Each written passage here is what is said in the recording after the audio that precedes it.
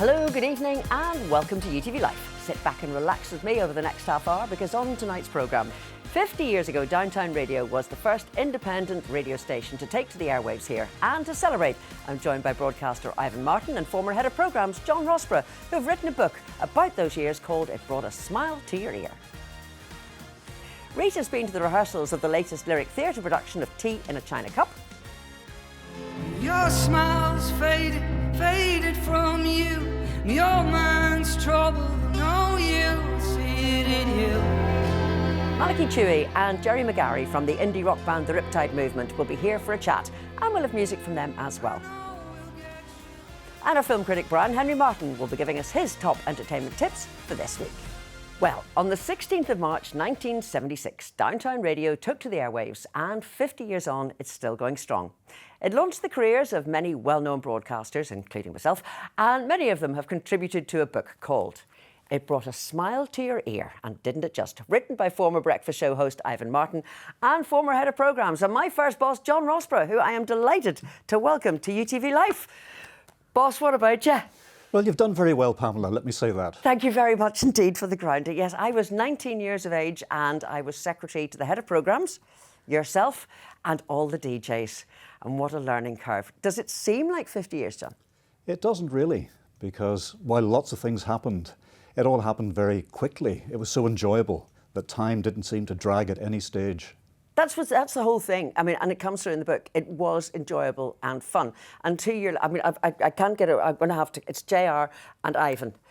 Your nickname was Mr. Greedy. Yes, that's right. You're the penchant for cakes. Well, and stuff. For food, I think, really. Let's not narrow it down to cakes. But you and Richard became such a double act on the Breakfast Show. Now, did you have broadcasting experience beforehand, or what was it? Well, only on Downtown. I started off doing a programme called Ivan Martin After Midnight, and then I did an album review programme. And then I started to do fill-ins when the mainliners were off. And then this fella beside me here said to me one day, "Do you fancy doing the Breakfast Show?" And I tried to be cool and said, well, why not? Why not? And it did become, because John, that was something that had started early on, because you became head of programmes. What's great about the book are the behind-the-scenes stories as well. And you were very much into technology and the technical aspect of things as well. But so then going on to head of programmes must have been quite a shift in direction for you too. It was a gradual shift because I began as part of the installation team because my degree was in engineering. But I got involved in production of programmes, which led quite naturally into being more responsible for them. And the people that were brought up, by the way, I just have to do this because it's a bit chilly in here, and I just found this at home. So I just thought the merchandise that Downtown had was phenomenal. Alistair McDonald. I hope you have paid for that. The road shows. This was part of the road show outfit. The road shows that everybody went out to do, they were sort of quite groundbreaking. I know Radio 1 had brought road shows before, but going out and meeting the people face to face was quite different, wasn't it, Ivan? I'm going to take it off now, a bit warm. It was very different. And I mean, of course, like people like Jibbo and T and myself had a disco background. So going out to do the OBs was really a slightly more controlled version of that. And we thoroughly enjoyed it. I remember one day, Linda Jane and I did live from the Lammas Fair, 3 in the afternoon to 5. And just before we started, I'd been on the stage to explain to the crowd what was happening and stuff. And there was a policeman there, and everywhere I looked, I couldn't see either grass or concrete. It was just solid people. And that was what was the whole attraction of things. People Amazing. Coming from out. And the prizes that they were giving out weren't exactly brilliant. But John, just going back, I mean, Ivan's mentioned Linda Jane there. the names of the people that came through downtown and the careers that went on. I mean, the road shows, one of my good friends, Steffi Callister, she was one of the promotion girls. She then went on to host on BBC Northern Ireland and then Sky News. Barbara McCann, one of the most versatile journalists. Remember, John Draper ended up in ITN. So many names that came through. It was a great training ground for people. It was, because the station relied on people being versatile, being ready to do anything when it was needed. And that's why the experience could be gathered quite quickly, and people benefited from that. And as you say, many have gone on to very stellar careers.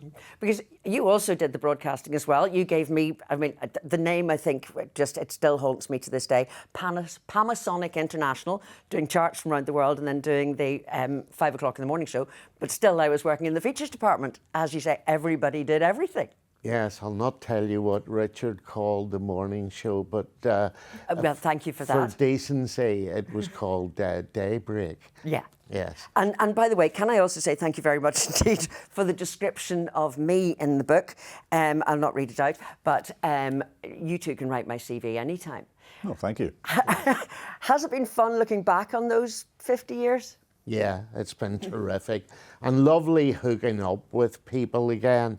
And it's strange, you know, it's just, you know, you have a good friend when you haven't seen them in ages and you meet them and it's like you saw them the day before yesterday. And this is what it's been like. Because you know? at the studios, you had to operate the studios. Now everything's just push a next button. And that was really good training ground as well done. You may not surprise you, Ivan mentioned good friends. We had a dog's dinner recently, the Downtown Old Girls Society. The likes Wendy Austin, Maggie Taggart, Jeannie Johnson. It was held in a restaurant associated with Kate Smith. So many people there. And even Hendy popped in. The Downtown Old Girl himself. Well, he is an honorary old girl, isn't he? Yeah. But listen, the book itself, it must have brought a smile to your ear writing it too. It did. It brought back so many memories, and it's good to have them down on paper so that they will be there for whoever wants to read about them. And the stories are great. They come from the people themselves, and it's also the background to it. Gentlemen, thank you so much indeed. There's so many more stories that we can get through, but thankfully we'd be taken off air. So thank you, Ivan. And I was going to say Ivan and Richard, force of habit. Ivan and John, thank you. And talking of anniversaries, this year the Lyric is celebrating 75 years of bringing top quality theatre to the stage. As part of the celebrations, they're staging revivals of some classic productions, the latest being Christina Reid's Tea in a China Cup, which performed first in 1983. Rita's been to meet Dan Gordon, who performed in the play over 40 years ago, and who's now delighted to be directing the production. Hearing the old flute bands has taken more out of me than I thought. Would you like a wee cup of tea? I would love a cup of tea. In a China cup. A moving, heartfelt drama where memory, family and tradition intertwine. A powerful narrative, it's told through the eyes of central character Beth, who reflects on the many powerful women who helped shape her life. It's a story that celebrates the resilience of women in turbulent times. Well, it's about 3 generations of Belfast women from about 1939 to 1972. At the time when it was written in 83, Christina Reid was the writer-in-residence of the Lyric, and she wanted to give women a voice. So by telling her semi-autobiographical story of generations of her mother and her grandmother, how they got through the war, and also then in through the 50s, 60s, rationing, fashion troubles. And it's about how they cope, when really the men are sort of holding them back. The men had the power and the purse strings, but despite that, women ran the show. I'm sorry I had to ask you to do that for me. If I had been fit enough, I would have gone myself. I'm all right, honestly, I'm all right. We kind of meet Beth and her mother while they're dealing with her mum's terminal illness. And then we meet Beth on a more private level, where she begins to sort of remember everything that shaped her and how she came to be. And she's exploring with great ease and clear-sightedness the kind of like societal expectations on women throughout this time. And with acting royalty like Mary Jones and Katie Tumulty, humour is injected into the play in some pretty unusual circumstances, like this scene where the local women are preparing a body for burial. Incredibly well captured by, you know, the incomparable, I suppose, Christina Reid. It must be a joy for you, having been in it. Yeah. Now you're directing it. She was a very incisive articulate, educated, clever woman who was also a single parent at the time, and giving that voice to her family and to the many women who were neglected. I mean, we had the Troubles going on. So again, equality went right to the back of the line. And the fact that women like my mother, grandmother, and all those other women who were around are recognisable on stage is a real tribute to what she does. And of course you're a star of stage and screen, but it must be lovely to be back here in Belfast working with such a familiar cast and director. Yes, it's wonderful to be home. It's an amazing piece to come home to do, you know, and I'm really excited to share it with people and my family and all, and just, I think there's so many people will see themselves reflected in this story, you know. There's a profoundness in this, like the human experience and these people's evolution that we see on stage, you know, so I'm super excited. I'm really proud and delighted to be home with this, you know, it's wonderful. And you can have tea in a china cup at the Lyric Theatre from the 2nd to the 30th of May. And the anniversaries keep on coming. As still to come, I'll be talking to Malachy Toohey and Jerry McGarry from the Irish indie rock band The Riptide Movement, who are celebrating their 20th anniversary, and we'll have music from them as well. So see you shortly.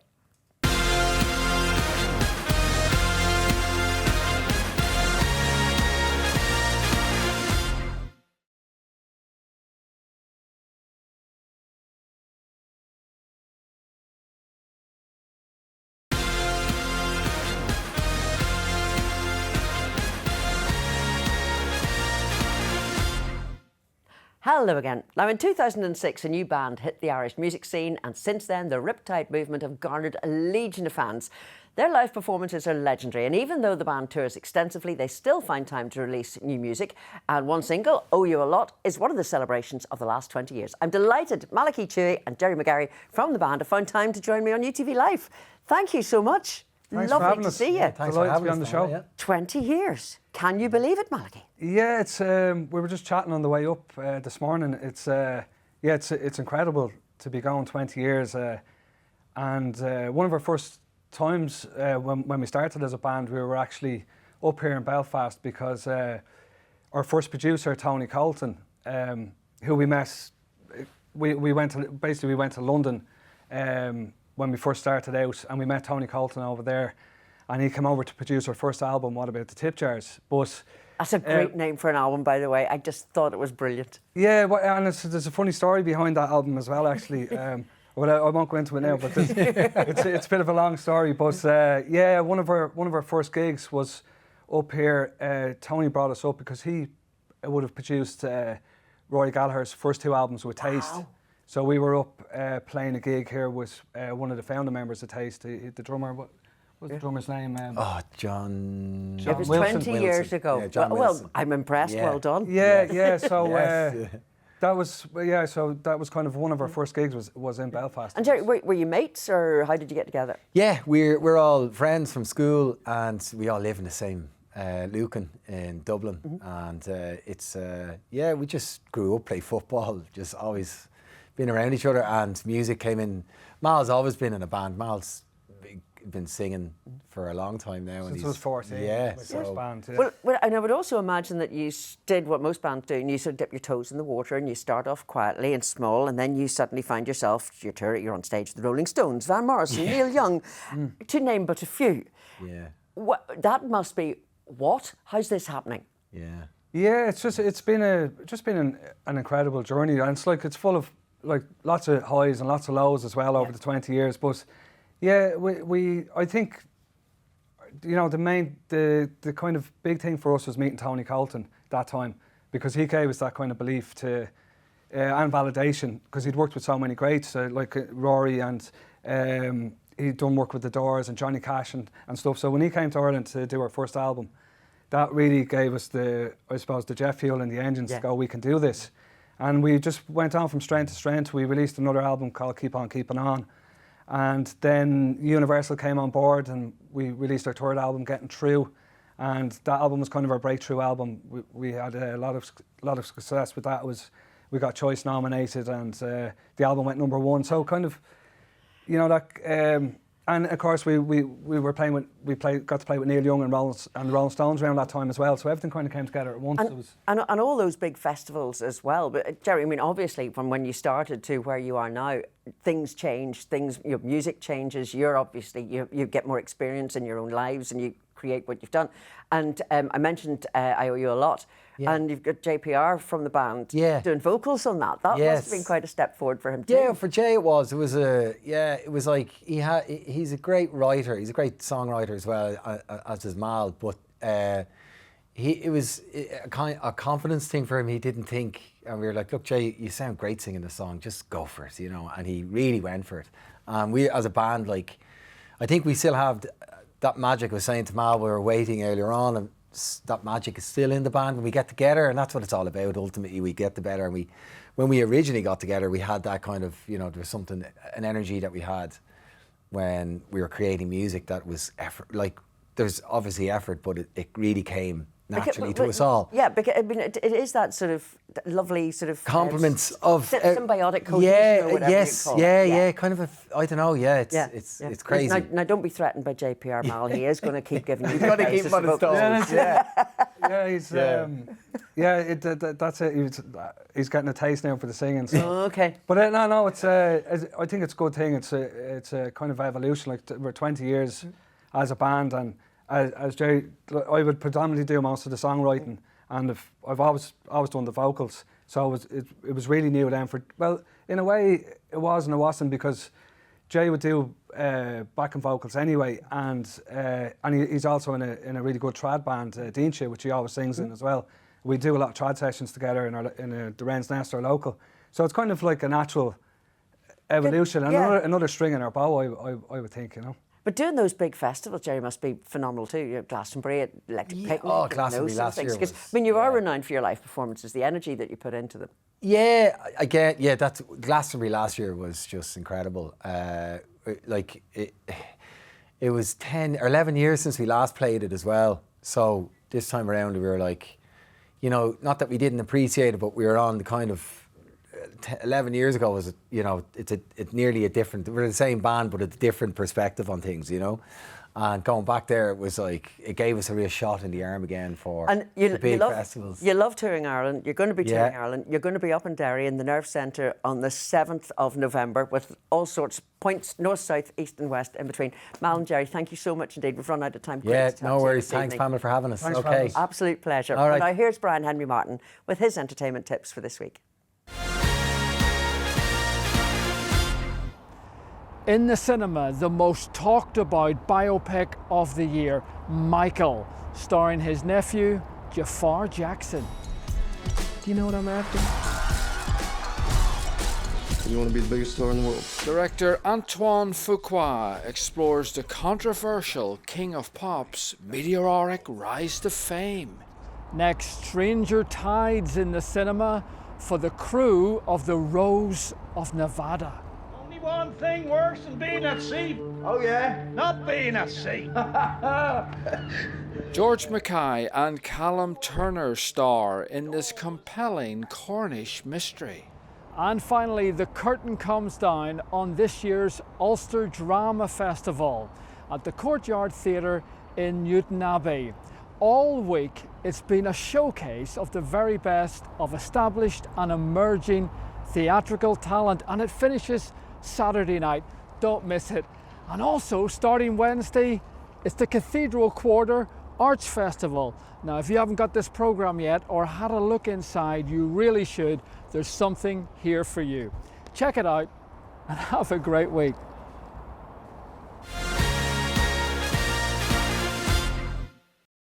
Well, that's just about it for tonight. I'll be back next Friday evening at 7. I hope you can join me then, but playing us out tonight, it is the Riptide Movement with the National Symphony Orchestra, and all works out. Have a great weekend and good night. Tomorrow's a new day. All works out. All works out. All works out. All works out.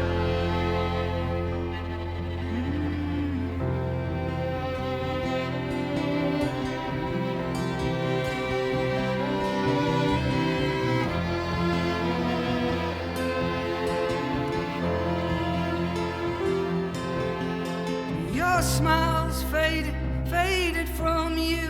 And your mind's troubled, I know you'll see it in you.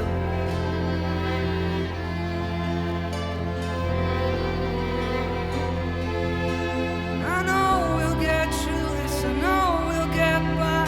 I know we can do it, I'm with you every step of the way. Tomorrow's a new day, all works out, all works out, it all works out, all works out. Believe in me, believe in me, believe in me, believe in me. 'Cause I am with you, I have your back, and you have my heart too.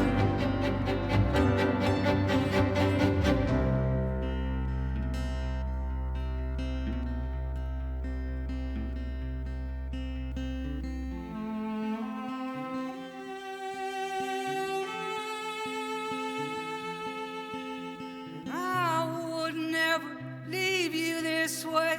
I will carry you every step of the way. Tomorrow's a new day, all works out.